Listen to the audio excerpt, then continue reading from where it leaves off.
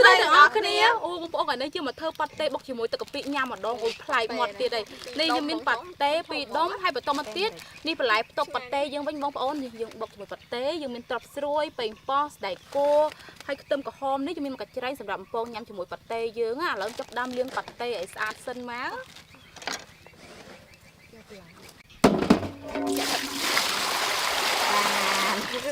ចាក់ជះ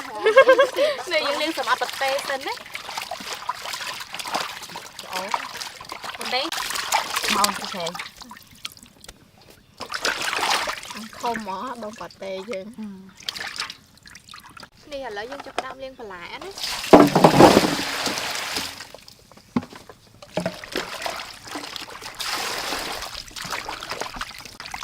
នេះយើងលាងបន្លែឲ្យស្អាតហើយចឹង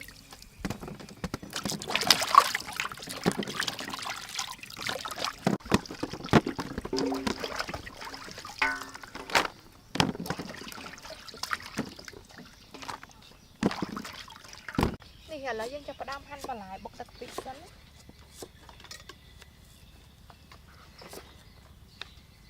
ដាំទឹកចោលសិនអូនដាំមកបងនេះបន្ទាប់មកយើងហាន់ត្រប់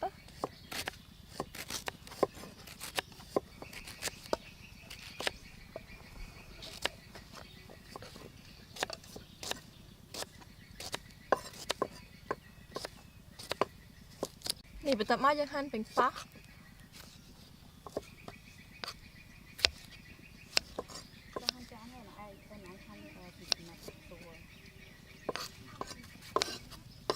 នេះបន្ទាប់មកយើងហាន់ខ្ទឹមក្រហម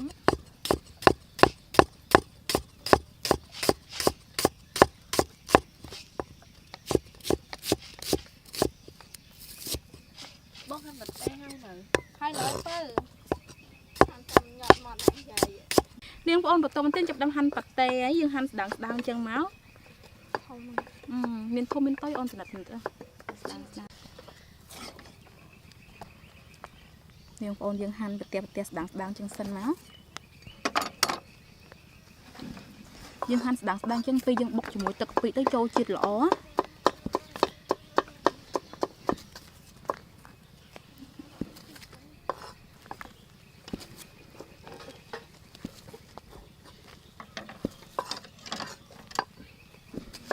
នេះបន្តមកទៀតយើងហាន់ជាប៉ាតេយើងជាចំណិតណា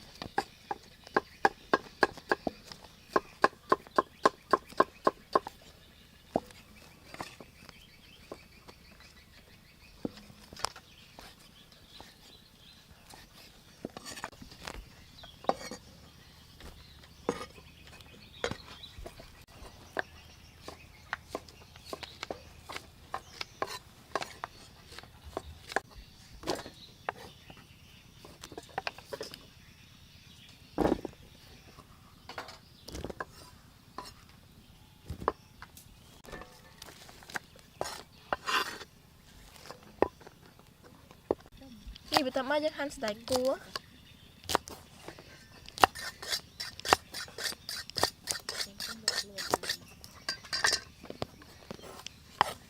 នេះបងប្អូនបន្តមកទៀតខ្ញុំដាក់ខ្ទះដាក់ខ្លាញ់ឲ្យក្តៅដើម្បីបំពងខ្ទឹមក្រហមសិនណា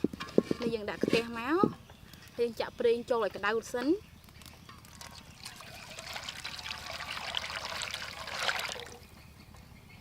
បងប្អូនបន្តមកទៀតខ្ញុំចាប់ដាំទឹកស្រស់ប៉ាតេណាយើងដាក់ទឹកឲ្យក្តៅសិនយើងដាក់ប៉ាតេចូល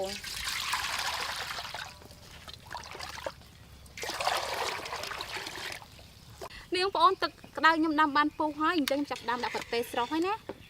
មួយខ្លាចទៀតទឹកក្តៅនេះក្រោយទៀតនឹងលោតបាត់ឡើយនេះយើងសោះមកយើងសោះ2ដងហើយណាបងប្អូនព្រោះប៉ាតេយើងច្រើនណា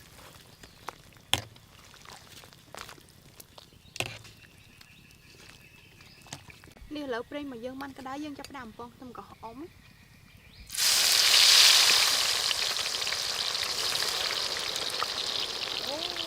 នេះបងប្អូនប៉ាតេខ្ញុំស្រង់បានខ្ញុំស្រង់កាច់ច្រៃសិនមកឲ្យត្រជាក់សិនណាប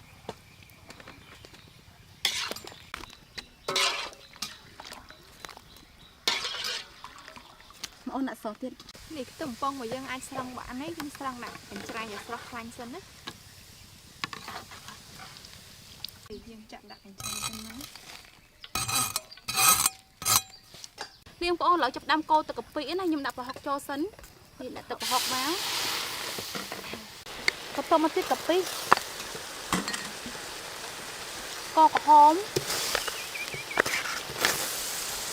យើងកូរ3មុខនេះឡើងឈ្ងុយសិនណា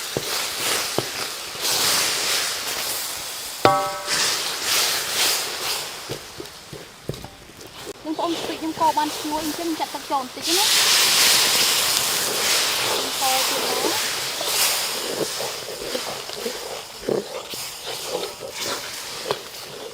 នាងបងប្អូនទឹកកាពិខ្ញុំកូរបានរួចរាល់អញ្ចឹងខ្ញុំចាក់ដាក់ចានឲ្យត្រជាក់សិនណាចាំខ្ញុំយកទៅបុកទៀនអូយឈ្ងុយណាស់បងប្អូនអើយនាងបងប្អូនឥឡូវចាប់ដើមបុកកាពិឯណានេះយើងចាប់ដើមមកបុកខ្ទឹមសឲ្យម្ទេសយកឲ្យបានម៉ត់ល្អសិន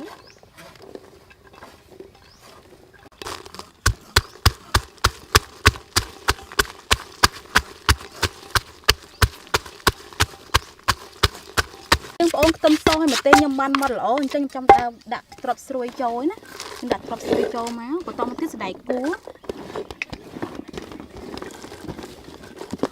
នេះយើងបុកសិនណា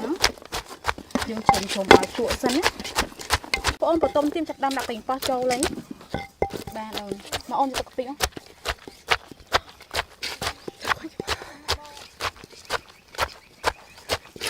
បន្តមកទៀតដាក់ទឹកកាពិដែលខ្ញុំកូររួចរាល់ហ្នឹងដាក់ចូលពាក់កណ្ដាលសិន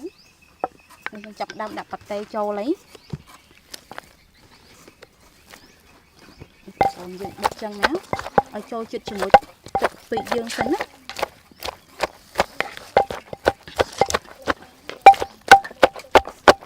បន្តមកទៀតទឹកក្រូចឆ្មាយើងច្របាច់ចឹងថែមទៀតមកឲ្យរៀងជូរហឹរមិនឆ្ងាញ់ណា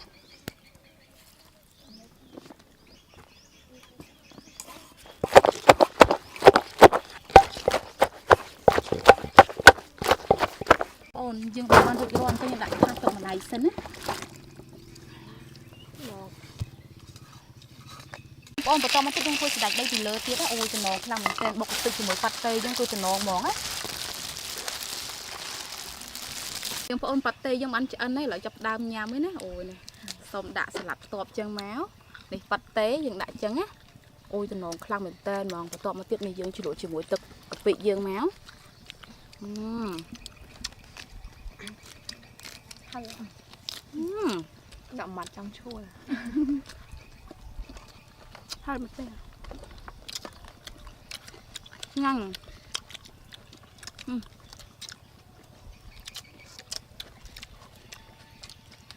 មានខ្ទឹមពងបងប្អូនដាក់ខ្ទឹមពងហ្នឹងនេះអូយឆ្ងាញ់ខ្លាំងណាស់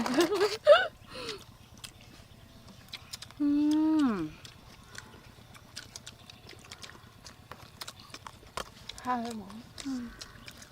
ល្មមបងប្អូនដាក់ចឹងមកខ្ទឹមពងអូយចំណងខ្លាំងហ្មង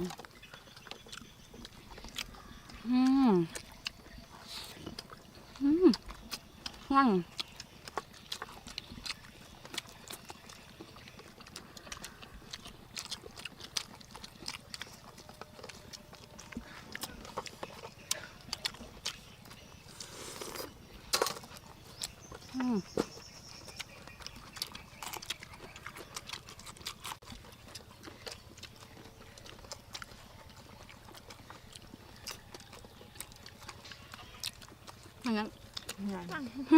ហ្នឹងដាក់បាត់ចឹង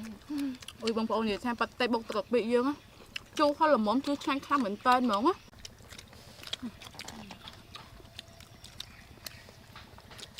ខ្លាំងហ្មង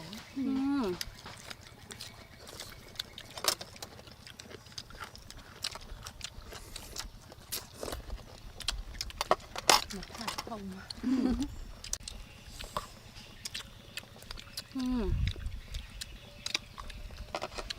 មួយបងប្អូននិយាយថាប៉ាត់តេបុកទឹកកាពិយើងគឺឆ្ងាញ់ខ្លាំងមែនតើហ្មងណាបាយបាយ